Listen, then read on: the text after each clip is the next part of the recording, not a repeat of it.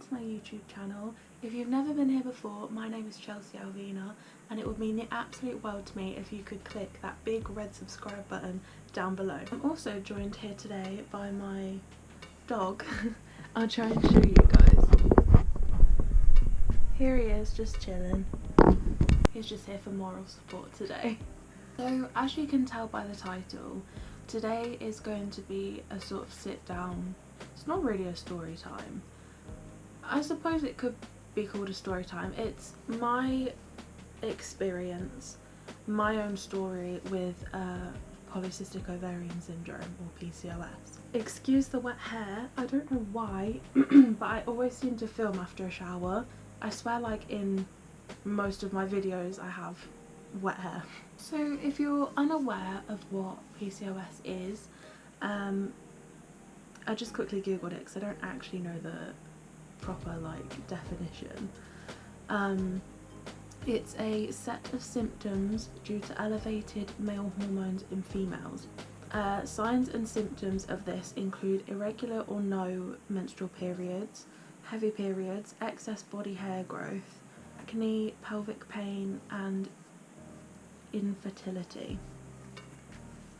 So I've written down on my phone just some notes so I don't forget anything. So I guess we'll make a start. So my story, I guess, starts when I started getting my periods. I started getting mine at 13 years old. And ever since I started getting them, they were off. So they would be very heavy. They would never be regular.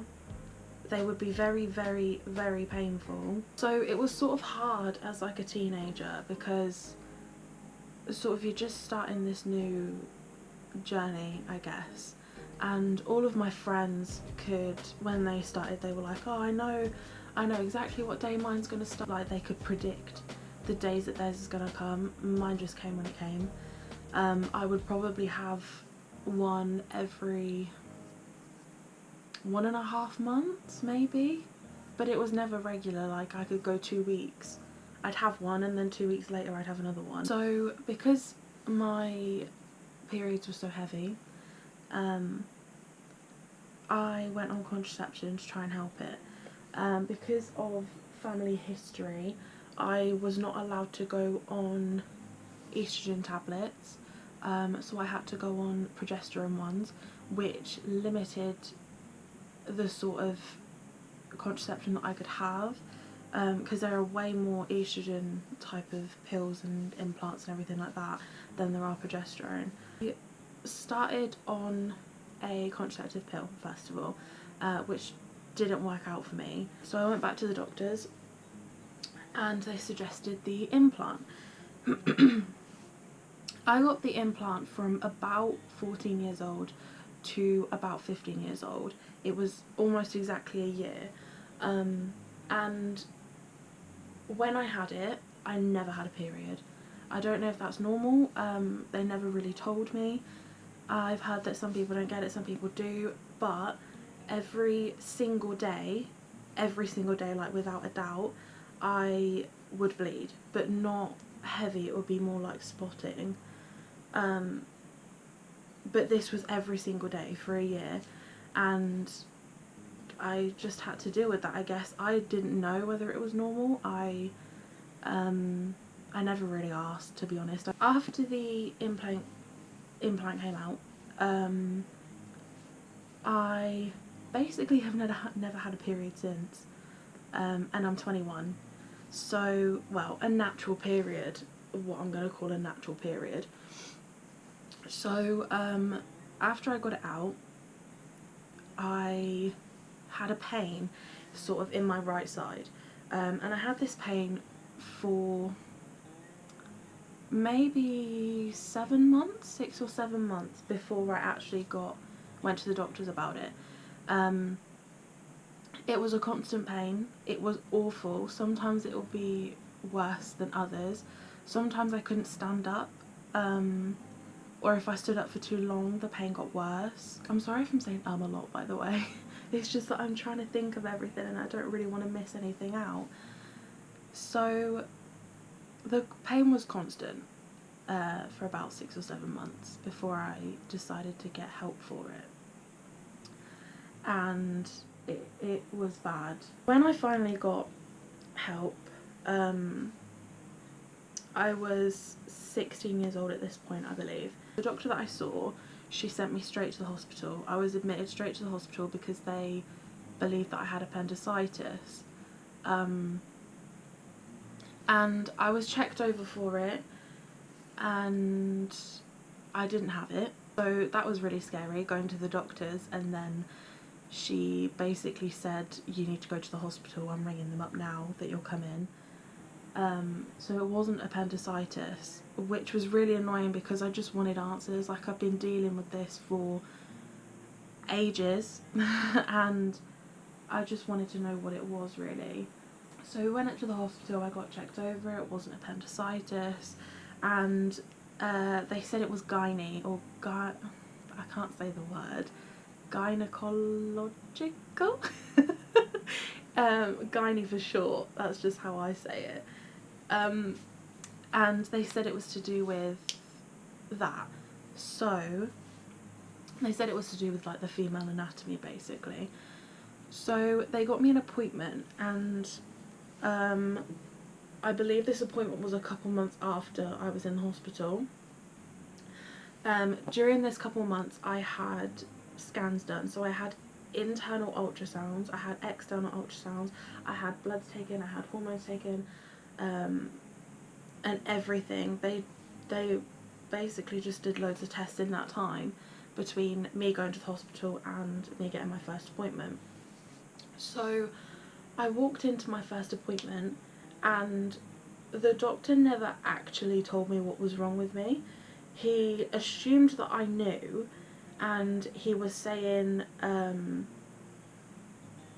he basically told me, like, I need to lose weight, I need to work on my health, my diet and everything like that, because during this time, from about 15 to about 16, when I was being diagnosed and everything, I put on a further 2 to 3 stone.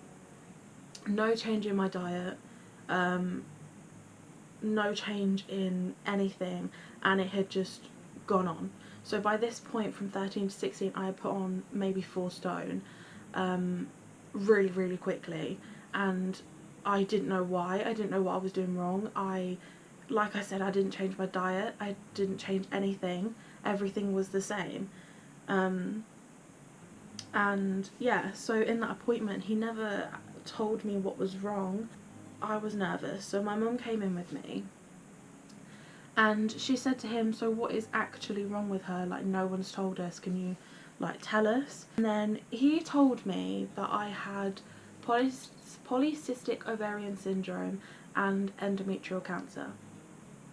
So with the endometrial cancer, I believe you have to have a laparoscopy to confirm it. And I was never put down for that, so I don't know whether I have it or not. He diagnosed me with it, but I've never been fully diagnosed because obviously I've never had the laparoscopy to confirm it, so I don't know whether I have it or not, but I don't know. But I definitely do have polycystic ovarian syndrome, PCOS. So when he said this to us, we were like, well, what is that? What does that mean? And he said outright, you will never be able to conceive naturally. You will never be able to have kids naturally. Imagine being a 16-year-old being told that you'll never conceive naturally. You will have to have help if you want to have a family.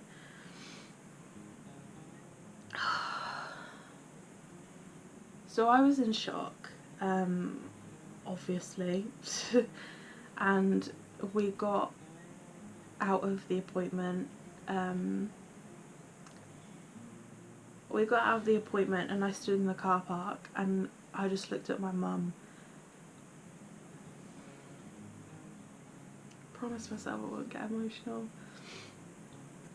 I just looked at my mum and I was like, I was just in shock. I was so confused. I mean, to be told that at 16 years old is, and people get told younger, like, I know some girls that got diagnosed at like 14, 13, 14.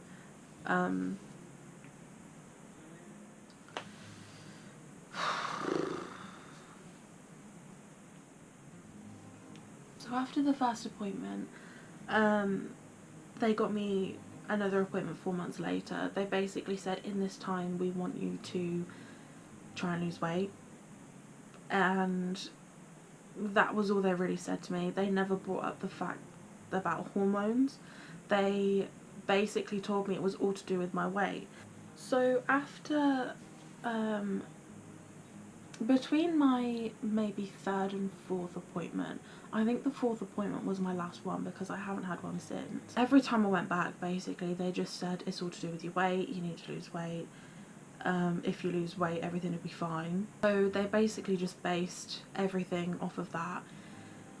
Between the third and fourth appointment, I decided to join a gym with a swimming pool, and I went swimming 4 or 5 days a week for those 4 months basically. And I had put on quite a bit of weight, and I couldn't understand it. I said I'd worked really hard, I'd worked hard on exercise, I worked hard on my diet, and I still am putting weight on. And I had a woman this time, and she just said, you need to work harder. And I just laughed. I genuinely laughed in the appointment. I was like, how can I work harder? I've literally been going swimming 4 or 5 times a week. I've really been trying to work on my diet, and I'm still putting weight on. How is that even possible? What the doctors failed to tell me is that it's not just to do with food going in and everything coming out and stuff like that. It's also to do with hormones. I didn't understand that PCOS was a hormonal problem. It was never explained to me. It was always said to me that you weigh too much, you need to lose weight. If you lose weight, everything will be fine. So I decided to do my own research, and I watched so many videos on YouTube, just like this one that I'm filming now, of girls and their story, and most of them have been told the same thing, that it's their weight and they need to work on their diet and everything like that. But it's not. It is to do with your hormones. If your hormones are imbalanced, then it is harder to lose weight. Your energy gets drained, you store fat a lot more easily. I'm not a doctor, obviously, I'm not a nutritionist or anything like that, but this is my personal experience, and this is what I've heard from other girls' personal experiences as well. After those appointments had stopped, I'm not really sure why they stopped, if I'm honest, but they weren't really helping. Every time it was the same, and I had a different doctor every time as well, so that didn't really help because they were saying conflicting information, but every time it was the same. So at the end of 2018, my mum's friend, who also has PCOS, had heard about this clinical trial. They were trying to find a cure for it, because there is no cure. If you're not aware, there is no cure. You can do things to help it. Well, you can't really do things to help it. You can do things to help the symptoms of PCOS. There is no cure. If you have it, you have it, and that's it. So I heard about this clinical trial, and I thought, what have I got to lose? Like, if it doesn't work, it's fine, because I'm gonna be living with it for the rest of my life anyway. And if it does work, perfect. I'm really glad that I could be a part of finding a cure.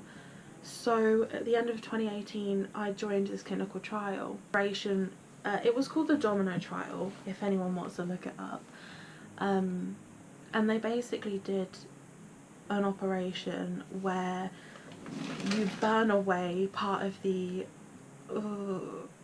I believe it's a small intestine. I believe that it was the regeneration of the cells that was meant to help with insulin resistance, which is a big part of PCOS. So just in case you didn't know as well, if you have PCOS, you more than likely have insulin resistance, and you have a very, very high chance of developing, I believe it's diabetes type 2. They had done this trial on people with diabetes, and I think they found that it worked, which is why they wanted to try it on people with PCOS as well. So I quite recently, got the results back, and I had the placebo. I never actually got the proper operation, but they didn't find any difference between the placebos and the people that actually got the operation. So during this trial as well, they obviously had to take a lot of bloods and test for everything else to rule them out. I was also diagnosed with a vitamin D deficiency and an iron deficiency, but when I was younger I used to be on tablets for an iron deficiency. I've basically always had it, so I knew that. But yeah, so I was diagnosed with those as well, so I'm now on tablets for them. And also they said it was very, very important for especially someone my age to have periods. So I am on a tablet called Provera, which is a medroxyprogesterone tablet, and I'm on it every 4 months. So I have a period 3 times a year, basically just to keep everything flowing, I guess. Earlier when I said natural period, I guess it is a natural period, but it's to do with them putting, the tablet puts hormones into your body to make you ovulate, to make you have a period. Because I don't ovulate, I have not ovulated since before I had my implant, at 13 years old. So the only periods I have had since then have been from tablets and hormones being put into my body. I've also had injections, I've had the pills, I've had the implant, and now I'm on the medroxyprogesterone every 4 months. My personal symptoms of PCOS, because everyone has different ones, I have friends that have that grow facial hair, I have friends that have had hair loss. Everyone's different, each case is different. My personal symptoms, I get quite bad acne on my chin, I get cystic acne, it's like huge. I'm sort of have a little bit, I don't know if you can see it. It goes up and down each month. When I'm supposed to have a period, it goes up, and I get really bad acne on my chin. Get really big spots on my chin, and sometimes it gets so sore that I can't really move my mouth. Obviously another symptom is weight gain. I gained in total 7 or 8 stone, probably 8 stone, out of nowhere. I mean, my diet isn't that great, right? I like to go to McDonald's sometimes, I like to go to Subway sometimes.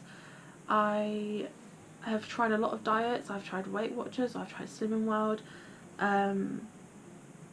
The only diet I've found that has worked for me so far is the keto diet, the ketogenic diet, which I'm actually going to be doing a video on next week, because I am currently, well, trying to do keto. I did it for about 2 months and I lost 1.5 stone. And then that was right before Christmas, so obviously Christmas came around and I put most of it back on again. Other symptoms, tiredness, and also insomnia. Energy levels are very, very low, and I am always tired, always. I can't remember the last time I wasn't. So I still have the pain in my pelvic area. It's not as bad as it used to be. I think that's because I've started having periods though, from the tablets. I don't know whether that helps. I don't know if that's just in my head. Another symptom which might be obvious to some people, is cysts on my ovaries. Some people with PCOS don't actually have them. It's because it is a hormonal condition. Some people don't actually get them, or they might have a couple. I think it's 12 or more cysts on an ovary is classed as abnormal. I can't really think of any of the symptoms that I've had personally. To anyone out there who is suffering, or to anyone who doesn't have a natural menstrual cycle, to anyone who has abnormalities, just know that you are not alone. There are so many people that have difficulties, that are infertile. So yeah, just know that you're not alone, and that's it for this video, I guess. And follow me on Instagram. If you need any advice or anything like that, just give me a message on Instagram and I will reply. I hope you enjoyed this video. I hope it was informative to those people that maybe didn't know much about it, or maybe you have it and you wanted to know my story, because like I said, every story is different. So I will see you guys next Sunday in my next video. Bye guys.